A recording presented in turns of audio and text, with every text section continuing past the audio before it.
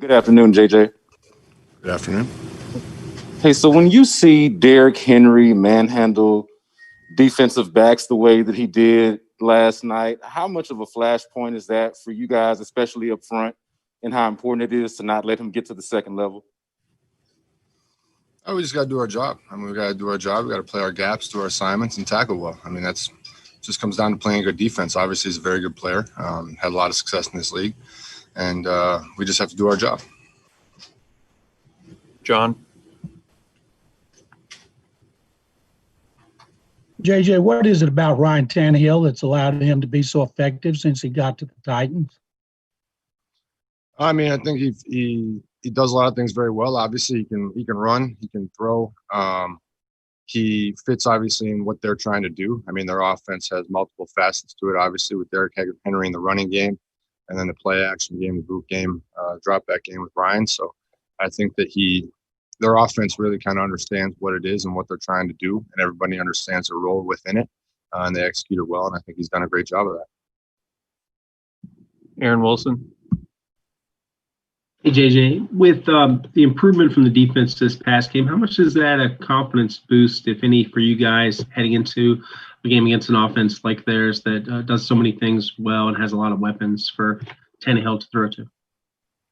Yeah, anytime that you have success in a game, obviously you're putting on tape and you're proving to not only yourself but the other team, obviously, that what you're capable of. So then you know what's possible moving forward. If you do that, you can continue to improve on it and get even better at that. So that's kind of what last game was for us, holding a team like that who's had success rushing the ball to 75 yards rushing was good. And we know we can do it when we all do the right thing and we all play together. So we just have to continue to do that moving forward.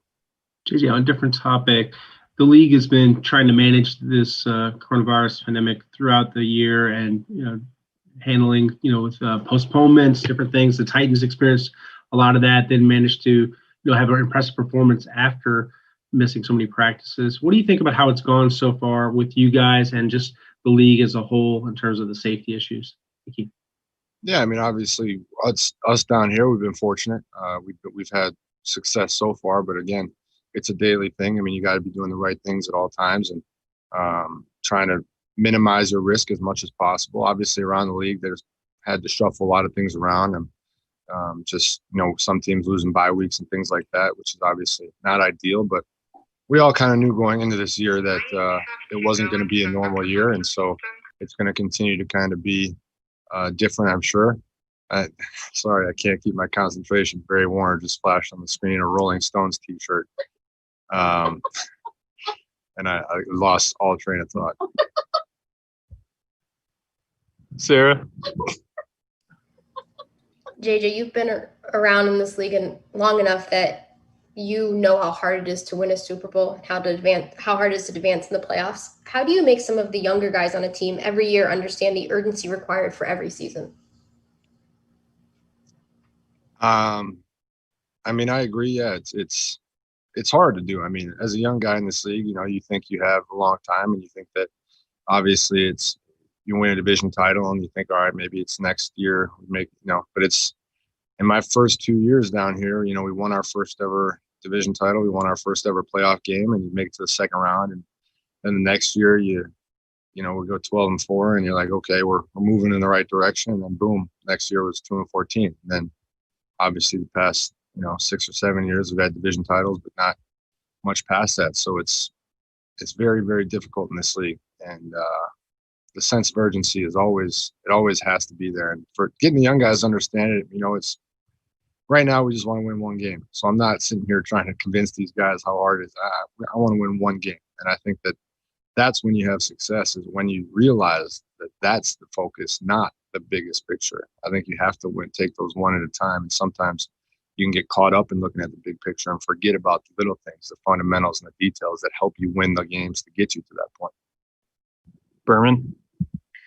JJ, some thoughts about the league deciding to not have the Pro Bowl this year, but just on that Pro Bowl rosters, but no game. They're going to do some things to engage the players to replace that. What do you think about that? No problem. Sounds good. That's it? That's it. Sounds like a plan.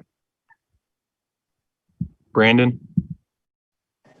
Hey, JJ, earlier we had Romeo talking about just what Bernard McKinney does as far as helping call plays and helping line up the guys on defense. Could you kind of just speak to that and just sort of the importance of his role? Yeah, BMAC's obviously an energetic guy, a hard hitter, a guy who has been in the middle for us for a long time. So it's definitely a tough loss to lose a guy like BMAC. We're fortunate to have TA step in and play the way he did this past week. And we hope he continues to play at that level, obviously, and give us that energy that he had all game long, and continue to move forward. But when you lose a guy like BMAC, who's a captain and who's a guy that everybody kind of looks to and respects, it's always difficult for you. John? JJ, even though you don't play against Clowney, you know him very well. Now he's playing for the Titans. What is he capable of doing in this game? Yeah, he's a very disruptive player. I mean, obviously, especially in the run game, he can do just about anything in the run game. He can cut inside, he can cut outside, he can knock a guy back, he can make a massively explosive play in the backfield. He can chase guys down. He's powerful, he's quick, he's fast, he's a very good player. So you got to account for him at all times. He'll take some chances and make some big plays off of it, and also give you some opportunities at the same time. So you got to be aware of where he is at all times, because at any point he can make a good play. Aaron? JJ, with you guys now having had a week with Romeo and also the one win, what do you guys hope for going forward with him? You know, you talk about 1 week at a time, but just kind of what you guys can do the remainder of the season and kind of some of the goals that you guys have. We're just looking for a win one at a time. That's all we're looking for. I mean, I think that's part of what Romeo has brought, which is good. He doesn't have us looking past this week. He doesn't have us looking, what do we have to do? He has us looking at today. He has us looking at how can we get better today? What can we focus on? Fundamentals, technique. How can we get better today to try and get one win this weekend? And that's all we need to focus on, because that's all we can control. And if you start stacking things up in that manner, then you start making big things happen. But none of that happens if you don't start with one. PJ Hall, not the tallest guy in the world, but a good athlete who's been productive for you all. What do you see from PJ and, just kind of the unique dimensions he has? Because not most defensive linemen aren't quite, that stout. Thank you. Yeah, PJ's been explosive for us. He's made some good plays. He's had some getting in the backfield. He's had a couple where he hasn't quite finished the sack, but he's right in there. He's causing a lot of havoc, which is good. And you have a chance at those big plays, and he's pushing some big plays to other guys. So he's done a good job, and it's been a good addition, and I think he can continue to get even better. Sarah? What do you think about Romeo's energy? I think it's awesome. Man, I love Romeo. I mean,